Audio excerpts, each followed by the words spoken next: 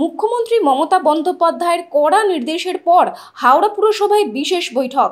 আজ এই বৈঠকে উপস্থিত রাজ্যের মন্ত্রী অরূপ রায়, মনোজ তিওয়ারি, হাওড়ার জেলাশাসক, পুলিশ কমিশনার, পুর প্রশাসক ও পুর কমিশনার।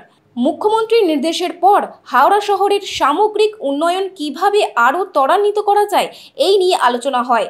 এছাড়াও বেআইনি বহুতল, বেআইনি পার্কিং, অবৈধ টোটো কিভাবে আটকানো যায় এবং হকার সমস্যা নিয়ে আলোচনা হয়।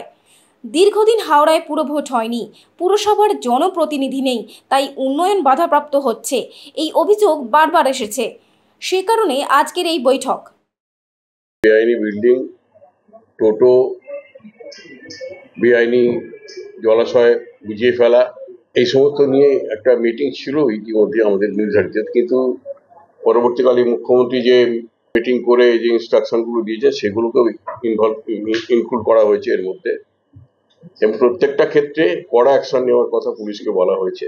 বেআইনি টোটো, বেআইনি পার্কিং, এই সমস্ত ক্ষেত্রে এদের নিয়ন্ত্রণ করার ব্যাপারে সকলে মিলে এই ইললিগাল অ্যাক্টিভিটিসগুলোকে আমরা বন্ধ করার জন্যে আমরা অঙ্গীকারবদ্ধ হয়েছি এবং সেগুলোকে বন্ধ করা হবে।